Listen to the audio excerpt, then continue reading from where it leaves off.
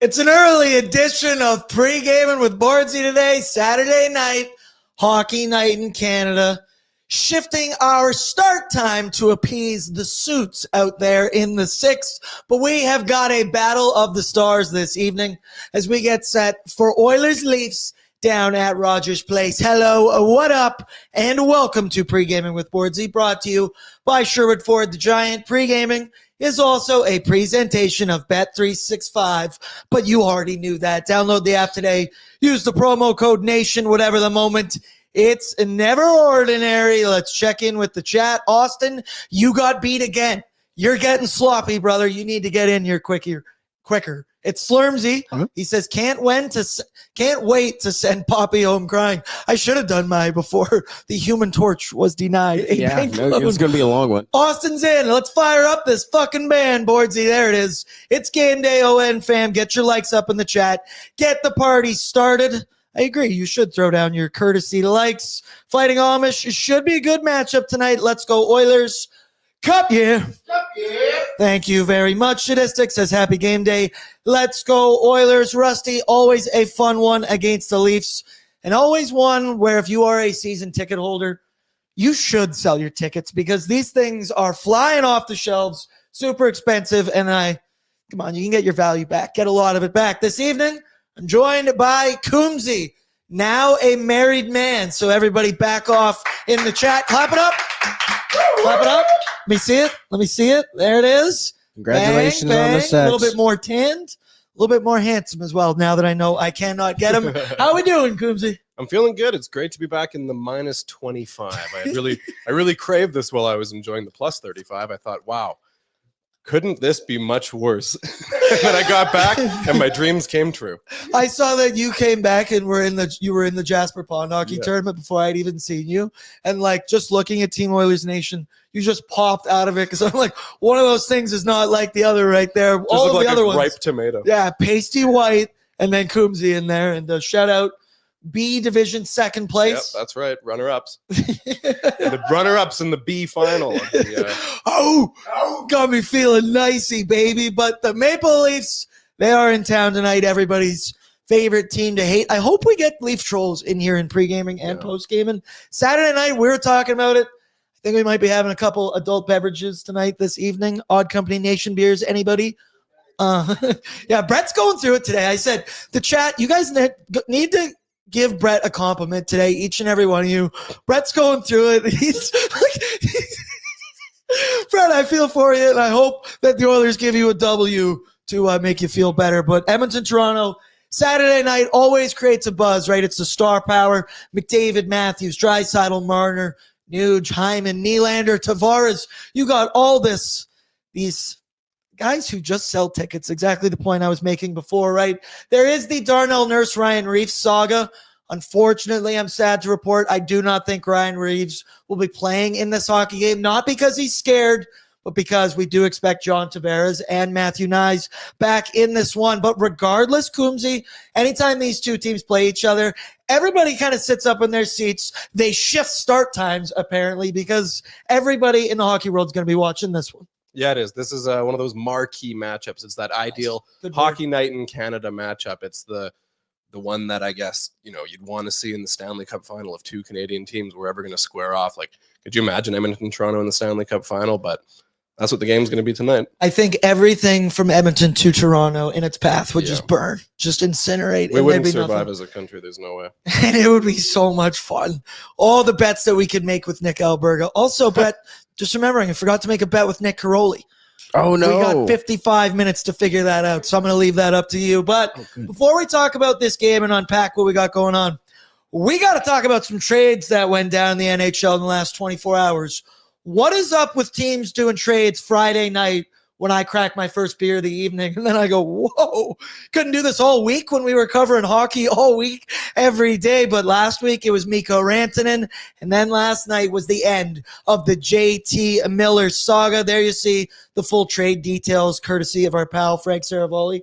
It looks like that because our TV's broken. That's the reason it looks like that. Great. The Rangers acquired JT Miller, Eric Brandstrom, and Jackson Dorrington. And the Canucks get Philip Hedl, Victor Mancini, a 2025 first-round pick, which was top 13, protected. This trade felt inevitable. It was weird, a little up and down, and then you finally had Jim Rutherford come out again and say it's been going back and forth between these two, and then it always ends up going south again. So we have to cut our losses. Either going to be Pettersson or Miller, which is funny in hindsight.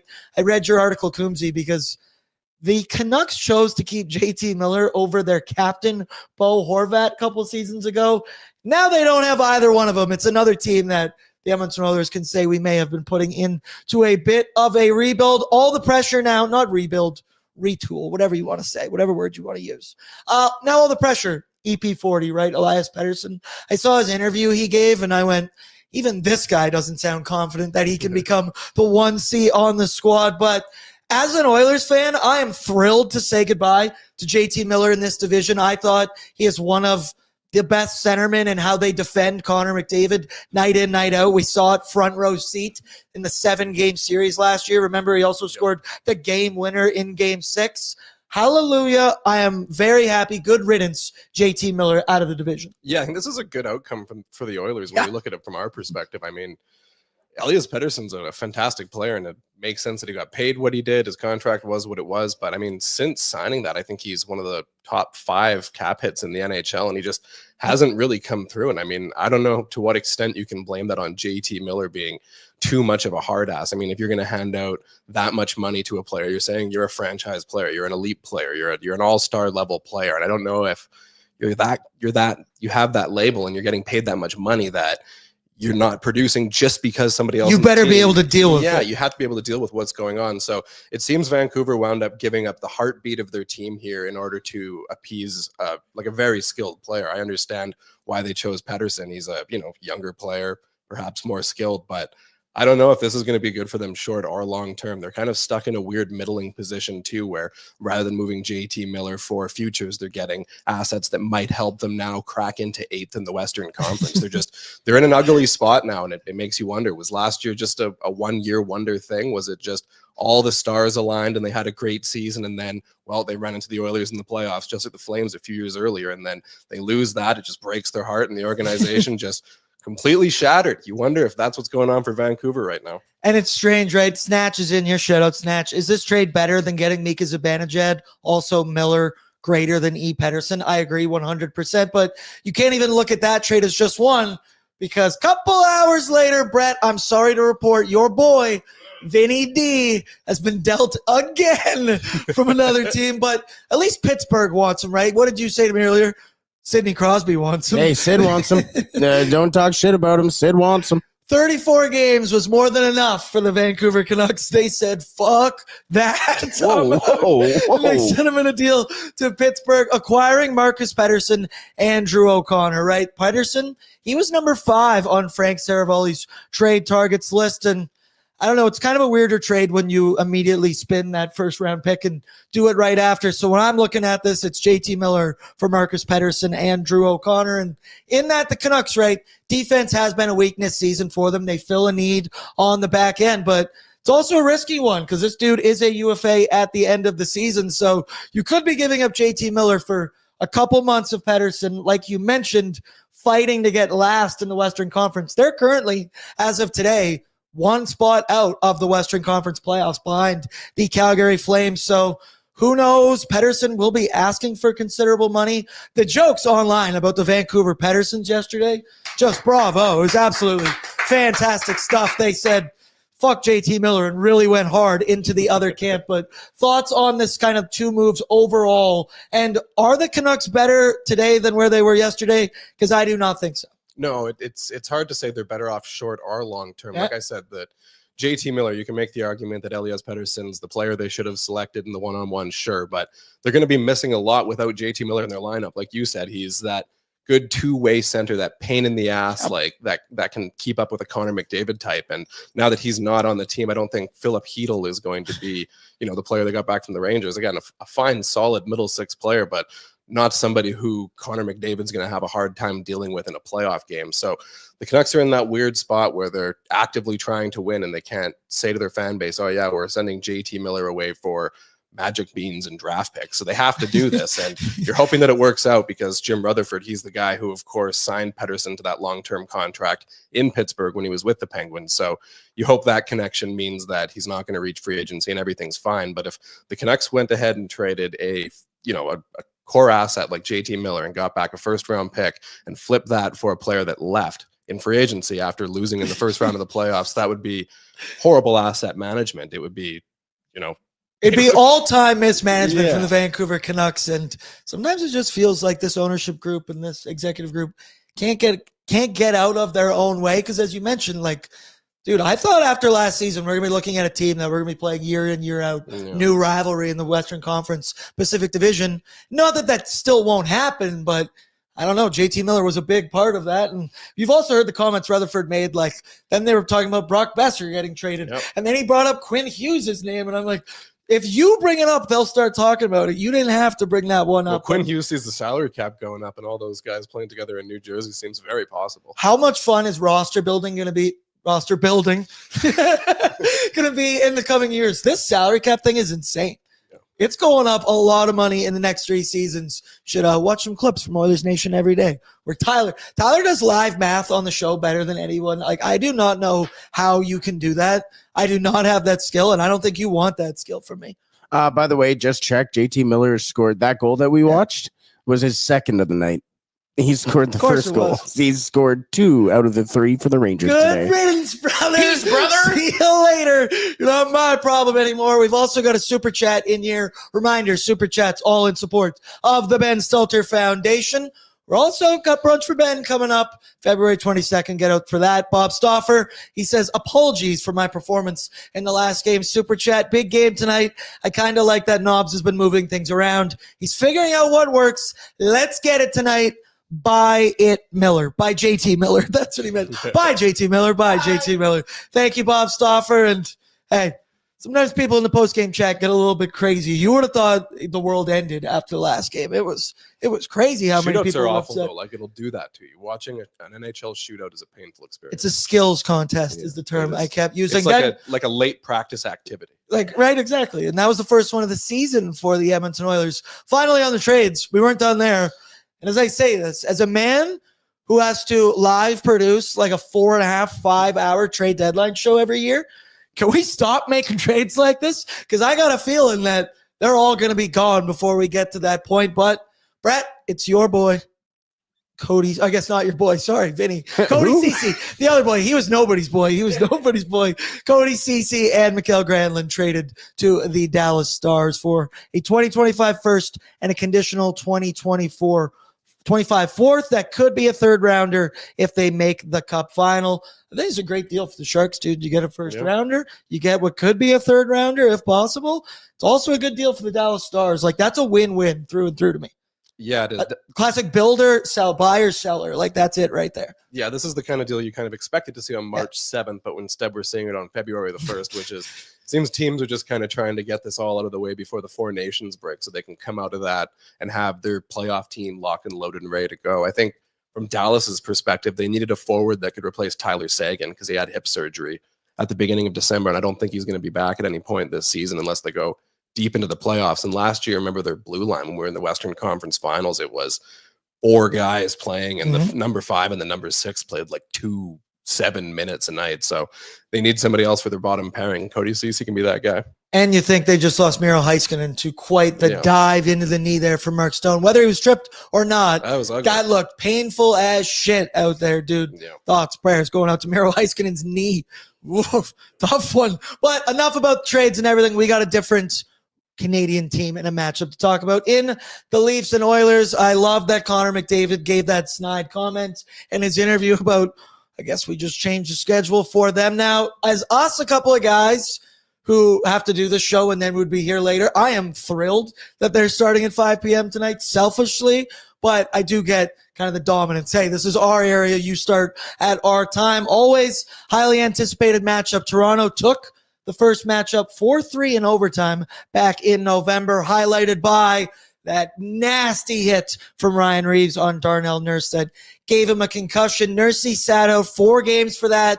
The NHL threw the book kind of at Reeves, gave him 5 games for that.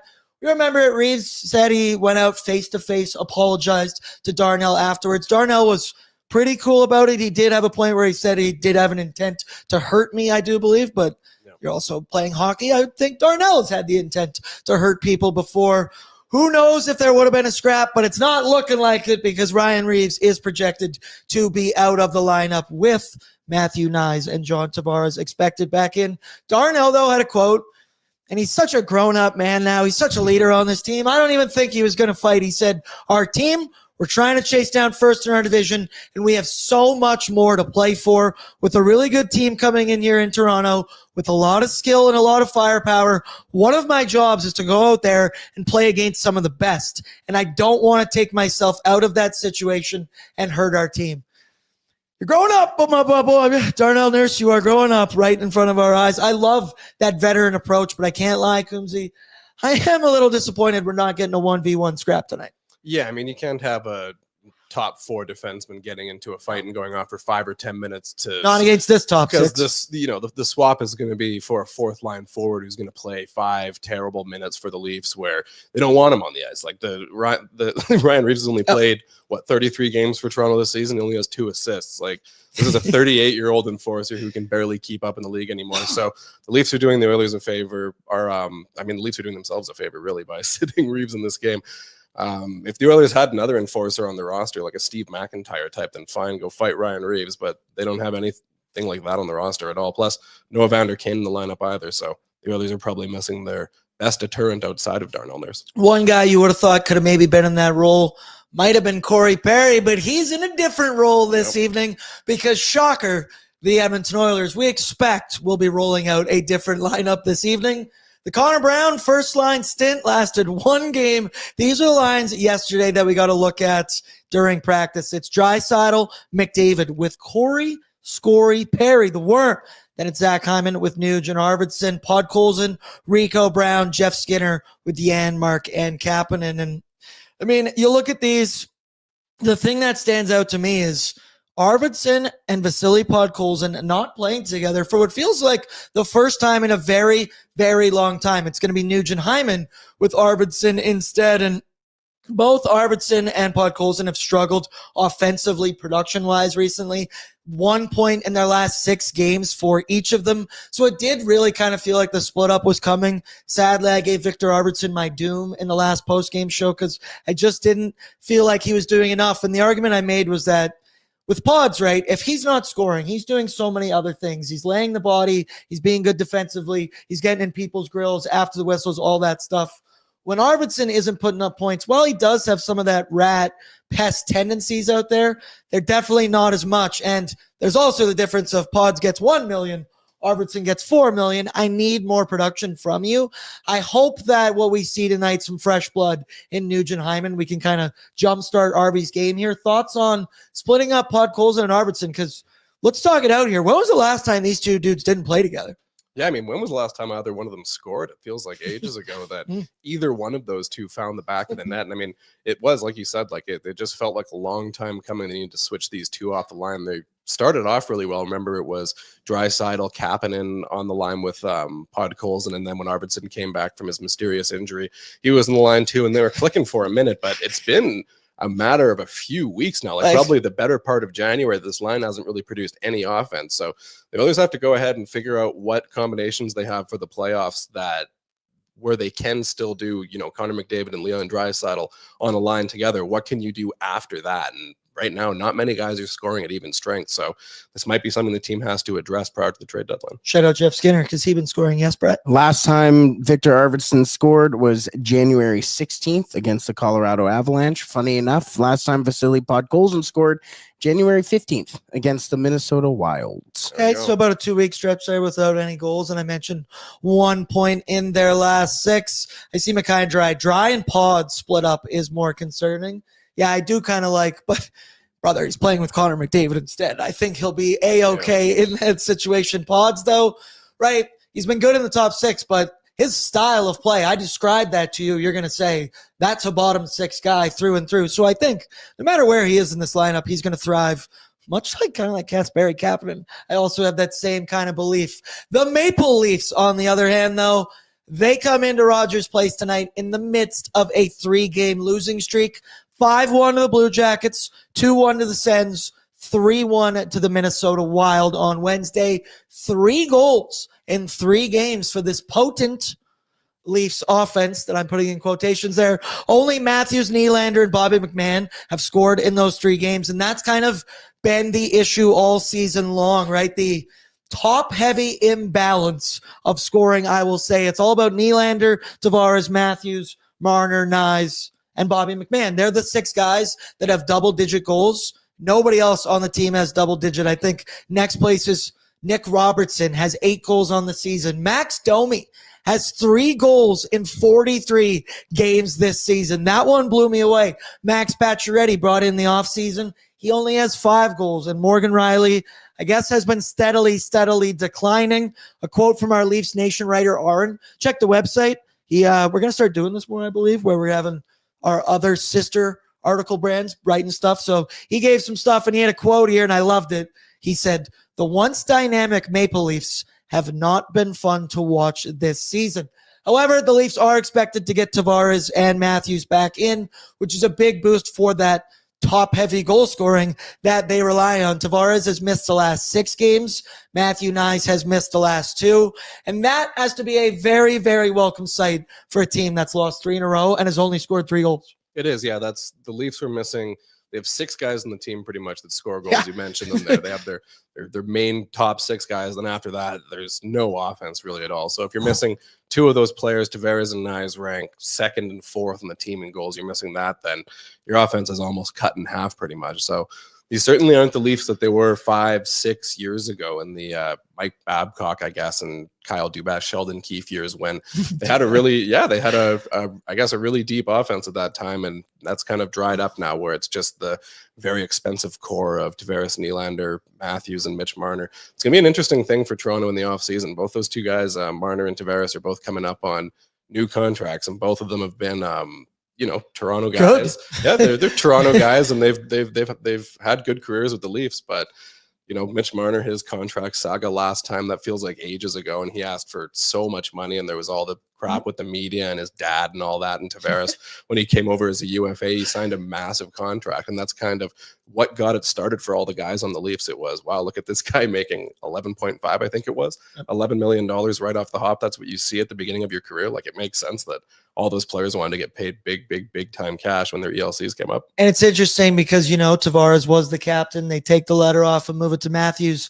Give Johnny T credit because he has bounced back awesome this season. He has 20 goals already on the year. So shout out to him. He's still got a little bit left in the tank. He's got a lot left in the tank. But let's go now to our Wilhauk Beef Jerky Need to Know info, courtesy of our friends from Wilhauk. Only the finest tasting meat products earn that Wilhauk name, made from 100% pure Alberta beef. Their jerky is aged, seasoned, marinated, and smoked to savory perfection. They gladly fill orders of any size, and you can find their jerky, sausage, and other products exclusively out of their Leduc location. For more information, head on over to WilhaukBeefJerky.com. So, standings watch, the Oilers, we do have possession of first place in the division. It's on points percentage right now, 68 points in 51 games. But with Vegas inactive this evening, the Oilers could potentially go up 2 points on them and grab a sole possession.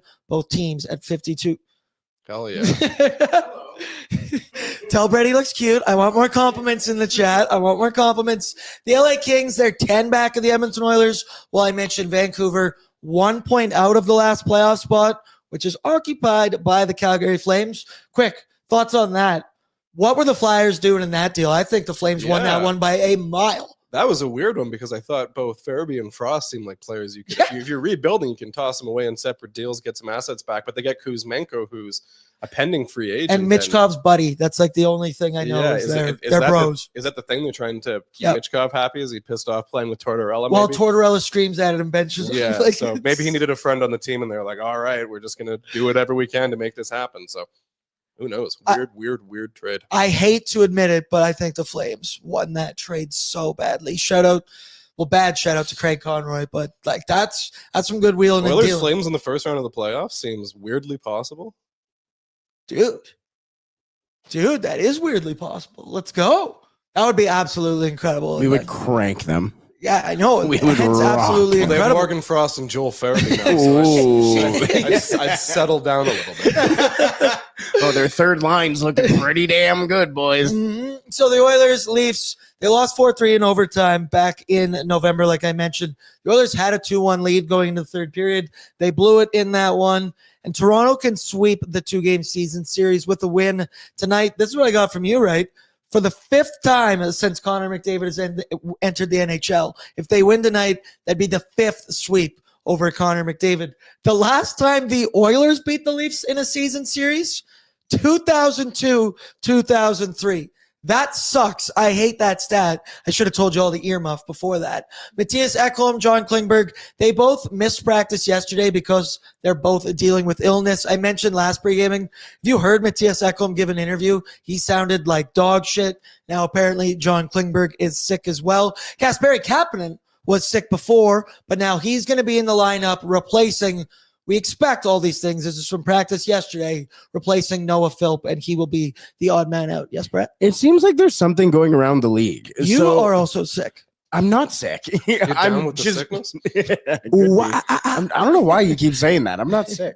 But as you mentioned already, Kapanen, the Oilers have their sickness, but this was from Wednesday. The Flyers head coach Tortorella said that they canceled the team skate, said half the guys didn't show up, and the ones who did were throwing up before they even got into the room. The next one was the Tampa Bay Lightning. Vasilevsky had to leave the game.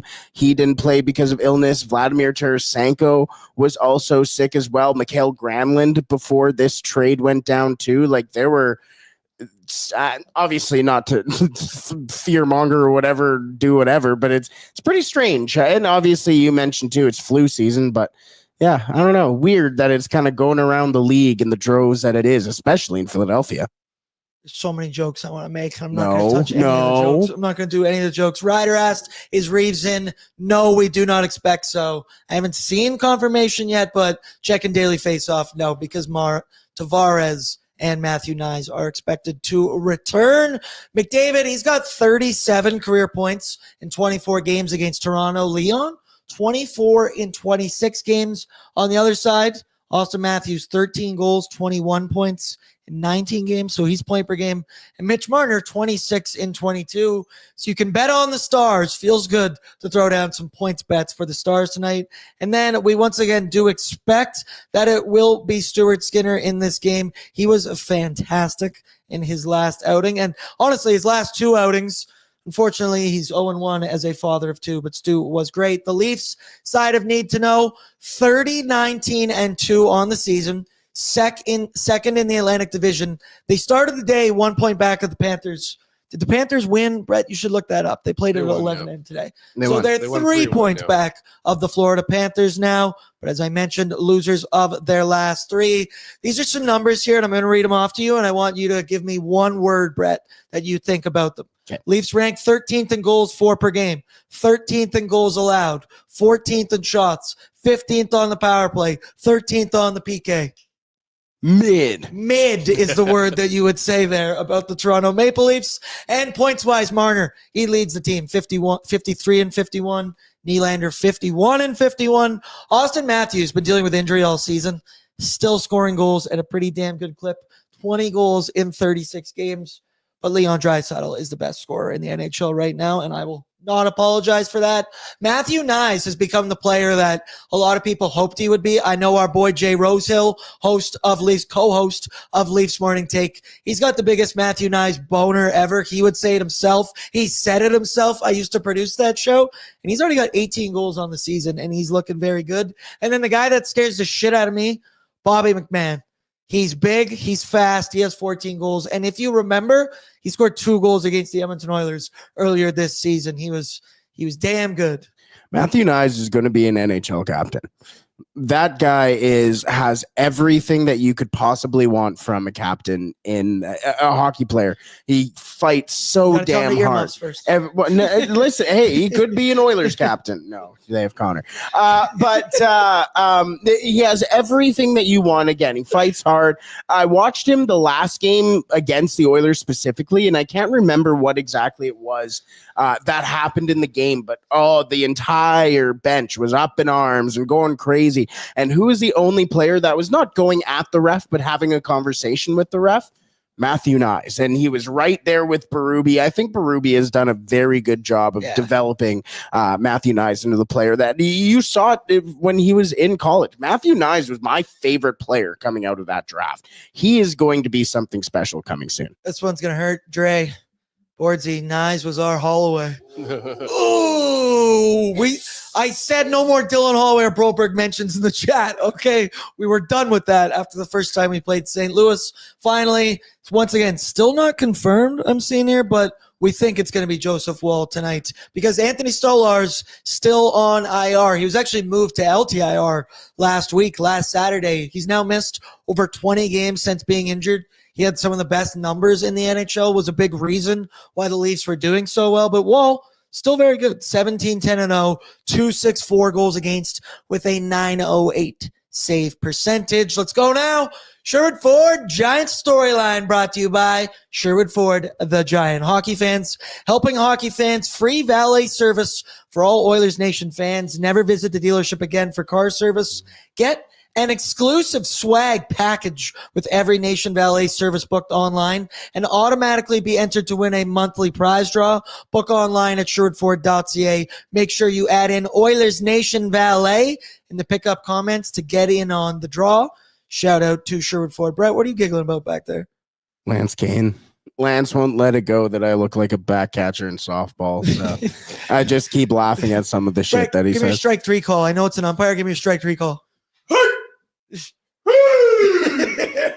Sit down, boy. 8 out of 10. No, 8.5 out of 10. I'm giving that. After dark, we'll get you to do it again. Maybe a couple more Odd Company Nation beers. And I want you to ring them up. Brother. See, I knew you'd be good at that. Let's get Brett a prop back at your helmet in this place. Just throw balls at him. Just whip it at him. Balls outside. 2-1. Count as 2-1. Storyline being for me this evening, right? It's about continuing to limit this Leafs offense. I understand they're getting Tavares and Nyes back, but they've scored 3 goals in their last 3 games, and they are incredibly top-heavy. The bottom 6 of their lineup has been virtually non-existent goal-scoring-wise. They aren't getting any goals from their back end as well, and I like the Edmonton Oilers' chances, home ice, getting the matchups you'd like, and then kind of turning that into a key to victory. I would like the Edmonton Oilers to limit the amount of times they are on the penalty kill. They took 3 minors against the Wings on Thursday night. And while the PK was incredible in that game, especially in overtime, thought that game was over. They were going to score for sure. They lived. They found a way to take it into the shootout. But the Oilers PK has been on fire. 15 in a row that have now been killed off.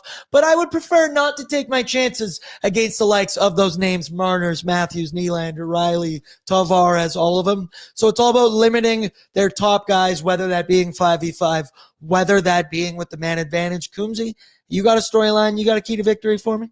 I think it's going to be that these Leafs games always garner a bunch of Toronto fans showing up in the arena in Edmonton, like wherever they go across Canada, there's always a whole bunch of Leafs fans in the stands. And I think that the key for this then is going to be getting out to a good start so you don't have Leafs fans cheering and going nuts if Toronto scores a goal 5 minutes in or in the first period or something like that. You want to make yourself the home team because home ice is kind of up for grabs in this one. Unfortunately, that's just how Leafs fans travel. Yeah, it really is. As I said, if you're a season ticket holder and you sold yours, I don't blame you. I understand. Yes, Brett. It makes me wish Payton was at the game. So then if the Oilers did get to early lead, he could just look he's doing it right now. It just look at all of the fans. Yeah, no, I agree. There's a lot of fans there. Payton, I think we're sending you over. You're out of here. Shout out intern Peyton. Yeah, he's here as well. He's been with us all evening long.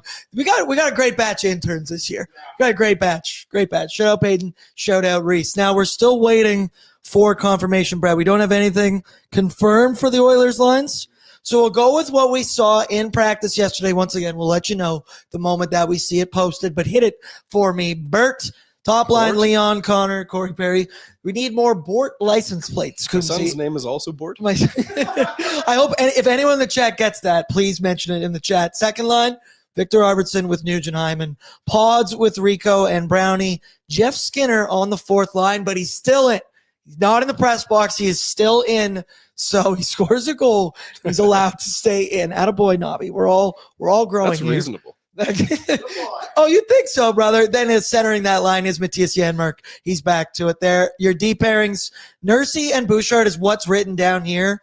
Once again, I say this every show. A depth chart from Chris Knobloch is just a recommendation, okay? It is not what is set in stone. I would expect Ekholm and Bouchard, if both are ready to go, Ekholm and Klingberg dealing with illness. But then you got those two. Then you got your Kulaks and Emersons who were eating pucks on Thursday night. Shout out us, Brett. But the first guy I want to talk about is Corey the Worm Perry, him getting his top line shot this evening. And one of the many awesome things about Corey Perry is his ability to play in any role you want him to be. I call him the chameleon of the NHL, right? Adapting to really whatever situation you need him to be. You want him to be a fourth line grinder? He's going to throw his body into you. He'll kick your ass in a fight. You need a bottom six depth player. Well, he's 39 years old and he has 9 goals already on the season. You need him in a pinch on your top power play. Well, he can plant his ass in front of that blue paint and make that goaltender's life a living hell. And then a further one, if you want to put him with the 2 best players on planet Earth, you can bank on Corey Perry doing whatever he needs to do to put those guys in a good position, to get them to puck, to get them the puck, to play in his role there in front of the net. And dude, we said it a lot this year. Could not be more wrong about our season what our prediction or whatever our thoughts of Corey Perry and his deal. But he's been awesome this year, and it really looks like Corey Perry is out there having fun again, right? He just looks like a little kid out there. He's smiling away. He's got that shit-eating grin when he's letting, who was it, Teddy Bluger, punch him in the face. He's still got it. He's still got the love of the game in him, and damn it, I have all of the confidence in the world right now in Corey Perry playing with Connor and Leon. Yeah, absolutely. He's been actually one of their more productive forwards in terms. You look at someone who's, if your depth scorers are all in a rut, then you kind of look at Corey Perry and you're like, this is someone who might actually score a goal. Like the Oilers' even strength scoring this year hasn't been that good. Like Leon Draisaitl leads the way by a wide margin with 26, and it's McDavid and Hyman with 14 and 12, and then it's Nugent Hopkins, Skinner, and Corey Perry all tied with 9. So, I mean, you would have expected the names like Skinner and Nugent Hopkins, like Hyman, guys like that to be up there. But I don't think anybody thought at the beginning of the year Corey Perry in February would be tied for 4th and even strength goals on the Oilers. So, I mean, this is one of the guys on the team who is actually producing. So you got to reward him with the ice time and the opportunity. And right, it's in the limited ice time that he scored these 9 goals. It's him and Jeff Skinner. 11:31 a game is what he plays. What does Jeff Skinner play again? Jeff Skinner plays 12:29. And he Jeff also has Skinner 9 plays goals. more. Yeah, Skinner's got 9 goals as well. Like, it's pretty damn good from these two guys in the production. They've been able to work around. And I think it's something we know from Corey Perry can do in being that chameleon. I really hope we're starting to see it in Jeff. If we had to sacrifice 50 games of in and out of the lineup for Jeff Skinner to understand defensive importance and whatnot, then it was worth it. If we can get to this point and you can trust him, because he was awesome in the last game as well. I mean, one of the easiest goals he's going to score all season, literally just skating into the puck. But I did like what I saw from Jeff Skinner seen lately. And the joke I made, he scored a goal, so we thought he was a lock to be taken out of the lineup. But he's still going to be in here. I mentioned something about the Oilers penalty kill. They've now killed off 15 straight in a row, dating back to January 18th against the Vancouver Canucks. Now, the Sabres and the Kraken aren't anything special with their power plays, but the Wings power play, they were lethal. They were 4th overall in the entire NHL. They had an opportunity in overtime to put that game away, and the Oilers were massive there, Brett. Shout out Kulak. Shout out Emerson. Emerson had 4 blocks in the last game. Kulak had 2. I don't know if we have the tattoo bet numbers right here in front of us, but Unfortunately, I have lost the lead now, so Ty Emerson has 9 on the season, or on our season, I guess I'll call Read it and weep, boy. and Brett Kulak with 9, so we're going to be tracking this one. But not only am I loving the PK, like when the Oilers take a penalty, I get excited because I'm like, go eat some pucks, boys. Eat some pucks. But lately, they have been fantastic, up to 78% now on the season, 20th in the NHL, which Coombsy is pretty awesome considering how bad the PK unit was to start this season. Yeah, we've seen a lot of really bad Oilers penalty kills over the years. This is something where a few years ago, I guess in the Peter Chiarelli era, of course, and then early in the Ken Holland era is where this really changed and where they kind of picked themselves back up was with the special teams, because the even strength hasn't always been great for the Oilers, but in the past few years they've done quite well with especially the power play, and the PKs really come around as well. Those players they have, like the Adam Henriques and the Ryan Nugent-Hopkins, Matthias Janmark doesn't score many goals, if any, doesn't provide much offense, but he's excellent in the penalty kill, and the Oilers need that because special teams is something that kind of carries them a little bit. Well, they're going to need some more help on the penalty kill because I hate to tell you, Matthias Ekholm is out this evening for the Edmonton Oilers, according to Elliot Friedman. No Ekholm tonight for Edmonton. Stauffer saying he's not on the ice for warmups. He has been battling an illness for several days. He averages 22:45 time on ice. Yeah, I mean, I mentioned in the last one, his interview, I couldn't believe he played in the Thursday game by the way he sounded in his interview. It's going around. So what are the Edmonton Oilers going to do on the back end now? Because isn't the only other guy Alec Regula? Yeah, I don't think Regula is going to be playing. So I'd be surprised to see him suiting up. 13-5. 13 I want 13-5. Are we going 13-5? I want 13-5 so bad. Klingberg and Stetcher. Oh, Stetcher. That's where. there. That's where. I was looking at Daily Faceoff here, and I was like, where are the scratches? They don't have him on here. I can't find him. Still be Troy Stetcher. Okay. Thank you very Nurse much. and Bouchard, Klingberg and Stetcher. Is that Klingberg and Kulak? Klingberg and Kulak as your second as your second pairing, and then Klingberg, Emberson and Stetcher as your shutdown. I apologize to Troy Stetcher for forgetting you were a human being. I was just gonna say, you guys were really excited. Go shorthanded. Just do it. Brett shot with the eyes of 13-5. I was like, I just want to say it. I don't even know if I've said it before. There was a real fire. Yeah, right. No, there's totally off topic. Sorry, but I saw this lineup from college hockey. I believe it was Cornell. I'm going to try and find it afterwards to bring it up. They had 1, 2, 3, 4, 5, 6, 7, 8 forwards, and the rest were defensemen. They had 9 defensemen dressed in this game and 7 forwards or whatever it was. It was incredible. I'm going to try and find it right now, but this is borderline what Edmonton should have done tonight. Nuge lefty. Janmark lefty as well. And then Calvin Pickard said 13-5 would be better than Stetcher. Hey now, that's your teammate, Calvin Pickard. Lay off, brother. He's going to read that in the room. And yeah, so right, I think you would go Kulak and John Klingberg. I think so. I feel like that's or maybe you just moved Kulak and Emberson up to that second. Well, how's honestly, Klingberg going to be after skating in a real game for the first time in over a year? He's probably a little sore the next day. So I mentioned this, right? I said we're not going to overreact whether he had a good game, whether he had a bad game, whatever. He had a game. That's what he did out there. He didn't get injured, which, I mean, I think... He didn't get injured, and then you check practice the next day, and I saw he was not on the ice. I went, oh, shit, what happened? Apparently, he is just ill, so, hey, we'll see what happens there. Now let's go to our starting goaltender report, brought to you by Sherwood Power Sports and Marine. Home of the $50 bi-weekly ATV. Be on a boat next summer for as low as $50. For as low as $105. Can't get a boat for $50. You get it for $105 bi-weekly. This is not legally binding. Hockey fans helping hockey fans with motorcycles, quads, e-bikes, and boats. So just checking, Brett, do we have confirmation yet on our starting goaltenders? Not yet. Joseph Wall is confirmed. Stuart Skinner's yet to be. I feel pretty safe in saying that it's going to be Stu, but here, let's talk about... Tony just said Skinner's in the starting net. Bang! Father of 2, back at it again. Lights out the last 2 games. 9:51 Buffalo, 9:42 versus Detroit. The calendar just flipped to February, but in the month of January, Stu, 2.26 goals against with a 921 in the month of January, up to a 903 on the season, and hallelujah, look at that graphic, Coombsy. Both goalies above 900. Clap it up. Clap it up. Another game where we talk about Joseph Woll. He lost his last 2 games, but he's actually pretty damn good in it. Stopped 21 of 23, 22 of 24. Each game above a 9-10. But either way, you slice it. Also, did you know Joseph Woll is also 26 years old? I thought he was younger than that. I did not know that. So who would you rather have, Stuart Skinner or Joseph Woll? Stuart Skinner. Bang. Stuart Skinner without a thought. I didn't even think I had to say it. Exactly, but it was when I looked at, I don't know, I for some reason I thought Joseph Woll was considerably younger than him. And then I looked at it and I was like, well, let's move past that.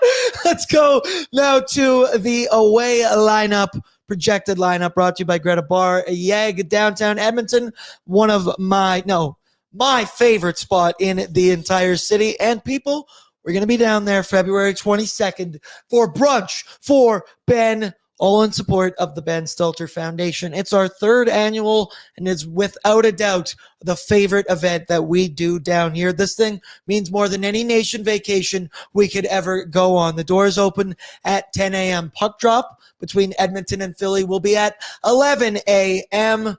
And come on down. It's going to be an awesome time. $20 tickets. You can get them at nationgear.ca, where all of your funds are going towards the Ben Stelter Foundation, which focuses on a foundation helping families and their children who are battling with cancer, particularly glioblastoma and other types of brain tumors. So just confirming, we just have, okay, and I'm looking, Nurse Klingberg, Kulak, Bouchard, Stetcher, Emerson. Sure.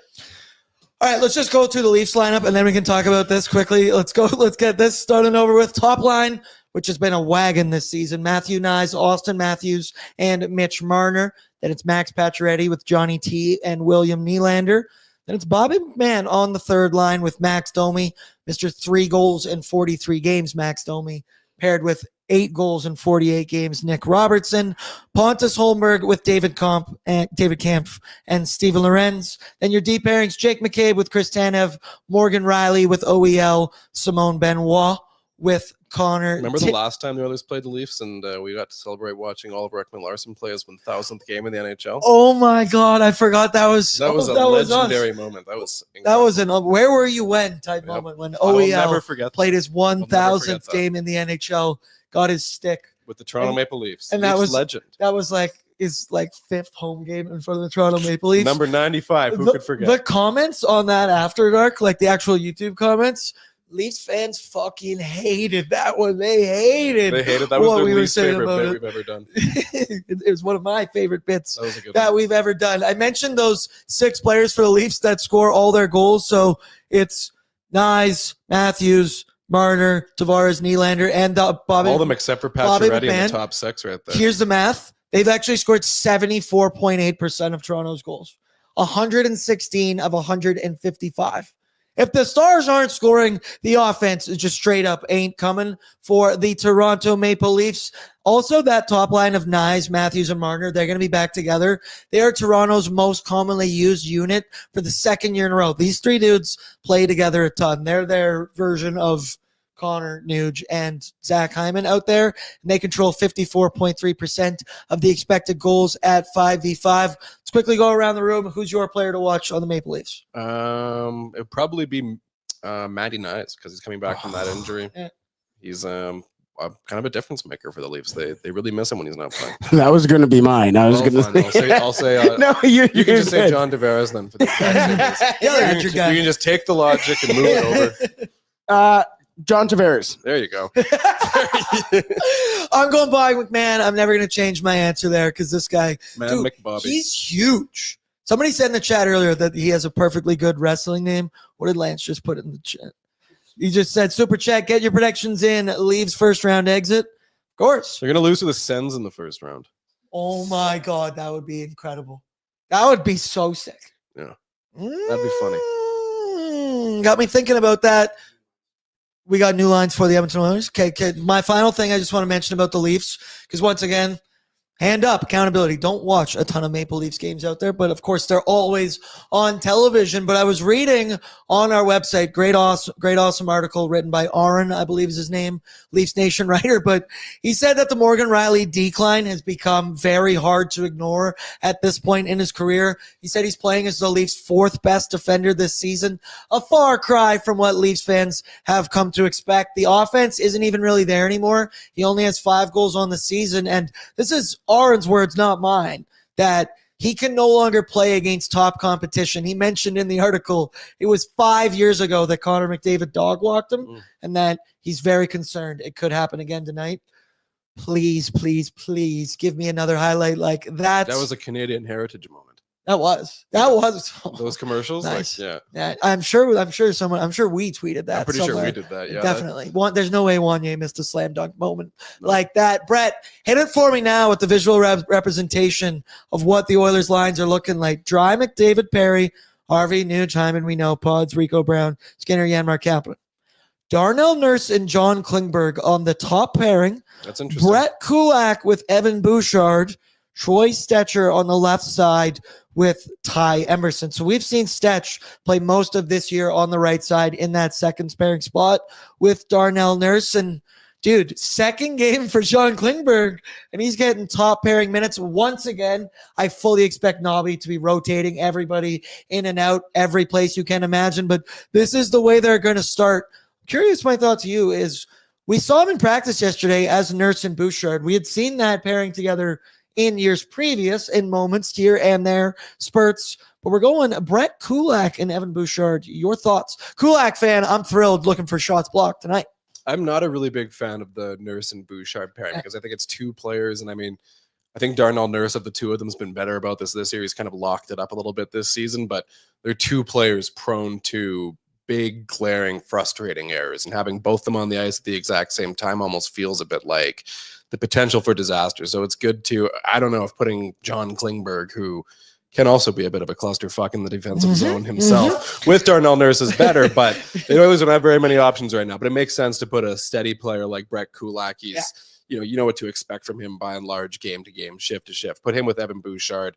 That makes sense. But I don't know. Nurse and Klingberg, not too many options, but an interesting one. I like what Sergeant Battle put here, took the words right out of my mouth. I'd go Nurse, Emerson, Kulak, Bouch. You need the Brett Kulaks of the world to play with Evan Bouchards. He needs Matthias Ekholm. Kulak made Vinny Desharnais get a $2 million deal, so I think we can know that there. And then Stetch, Klingberg, you put that as your third pairing, less responsibility. I do worry about Darnell and John Klingberg out there together against Matthews, Marner, and Matthew Nyes. That's a bold decision. Kiana has a point here, and she said the Nobby line blender in full effect this evening. You just tossed it in there and put it on high, max power. Brett, put yourself on camera. That also looks kind of weird from that angle. Yep. He's doing exactly what you thought he was doing. All right. Let's pull it back in. That was a suicide pass. I'll put my hand up, accountability. It looked way funnier from over here. Yeah, you can see the whole picture. And then, let's talk bets. Let's talk Bet365 and Bordzy's Bankroll, because Bordzy's Bankroll went 3 for 3 on Thursday. Coombsy. They're a proud partner of Pregaming with Bordzy. Open an account with Bet365 today to bet on a huge range of markets. Whatever the moment, it's never ordinary at Bet365. Download the app today and use the promo code NATION. Sorry, I almost had a hiccup right there. That was weird. That's why when I hide off screen, you can't tell what I'm doing. 3 options we've got today.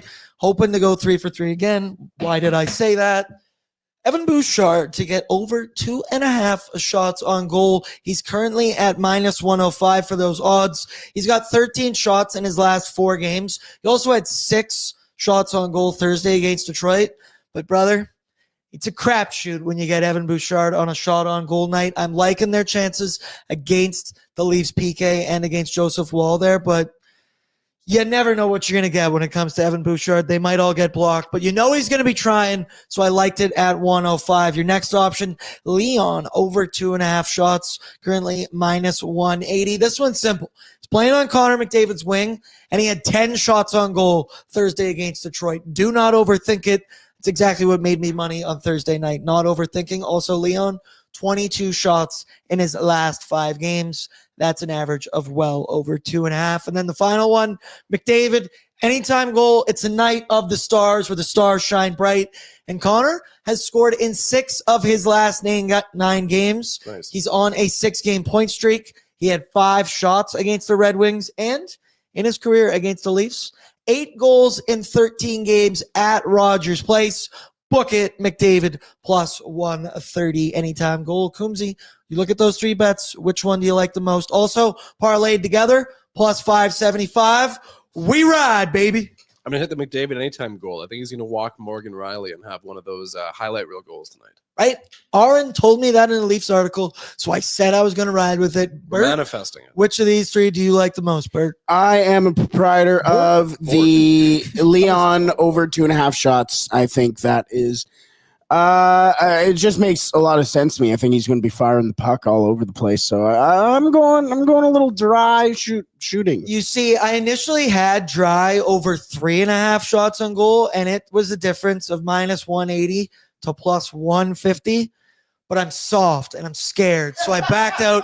Brett didn't react the way I want him to react when I showed him the bankroll. That was the one he hesitated on. So I got so in my head, and I'm blaming you if it goes the wrong way. Peyton, you know the deal. You got one bet, one opportunity to seize everything you ever wanted. Would you capture it or would you let it slip? What bet are you rolling with? Well, I'm 0 for 3 right now. I'm very aware. No, but it's changing tonight. I don't even know what this means, but I'm going with the Edmonton Oilers first period handicap. I don't even know what that means. Plus 160. Book it. Was somebody reading the Edmonton Oilers Nation betting preview article written by Andrew McNeil? Maybe. Shout out Andrew Maybe McNeil. Because people, if you want to know sometimes where I'm getting some information, some good stats for some of your betting knowledge, shout out the article we got every game day on Oilersnation.com. Coombsy means Handicap mean. they'll win the first period. Okay. Bet. Literally. Please. Bet. Literally. Bet. I can't remember what I was just about to ask Coombsy. Completely flipped my head. That's all good. Shout out. Let's go around the room. Score predictions, anytime goal scores. Coomb, you go first. 4-2 for the Oilers. Connor McDavid goal. Bang, Bert. 7-1 Oil, Vinny Desharnais goal. Bort. What do you mean, Vinny Desharnais goal? Take the sponsors off the screen. All right, remove head from ass and give me a real pick now. I'm going 5-2 Oil with Kasperi Kapanen goal. Okay, it's like when you think about it, is this an over game or is this an under one? These ones are always so hard for me to judge because you've got all the talent. You've got all this firepower out there, and the over and under is at 6.5. Tell me in the chat, would you go over or under? What would you do? I'm going under. It's 4-2. You going 4-2? Spoiler alert for the Spida over. All right, give me your spotter.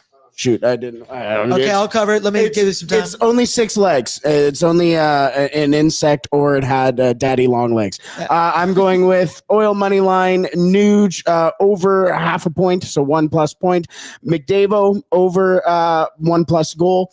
Nuge, double up on Nuge. Didn't even notice, but still going with it. Over 1.5 shots, over 3.5 goals in this game. As mentioned, I like the over. And Darnell, over 1.5 block. If you've come to the show, it's normally the same proprietors and the same thing. So, but maybe tonight.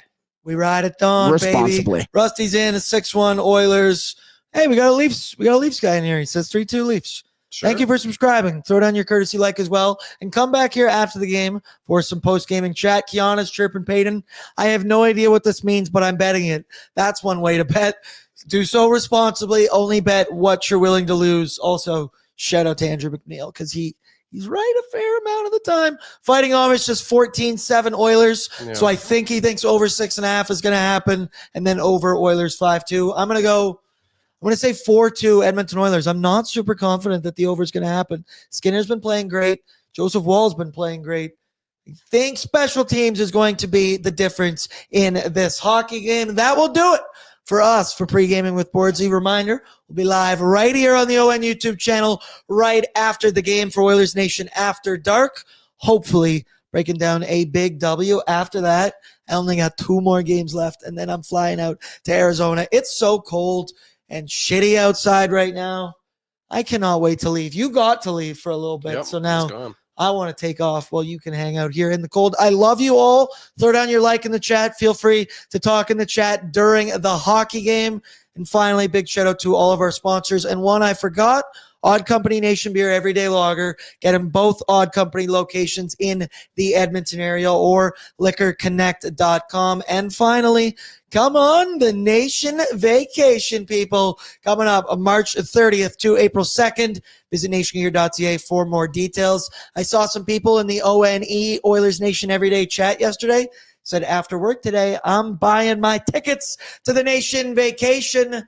Brett, I cannot wait for this trip. I got another trip to go through first and then turn my attention to this one. But boy, oh boy, this is going to be fun. I'm not letting you take this vacation off either, brother. I'm just letting you know this is going to be a fun one. Accountability. That's what I like at it. You're welcome. You're welcome. I don't care what everybody says, Brett. You're all right with me. What? I mean, all right, that'll be enough for us. Just cut some black. All right, I love you all. We'll talk right here after the game. Good luck on the Bet365 Battlegrounds. Peace out.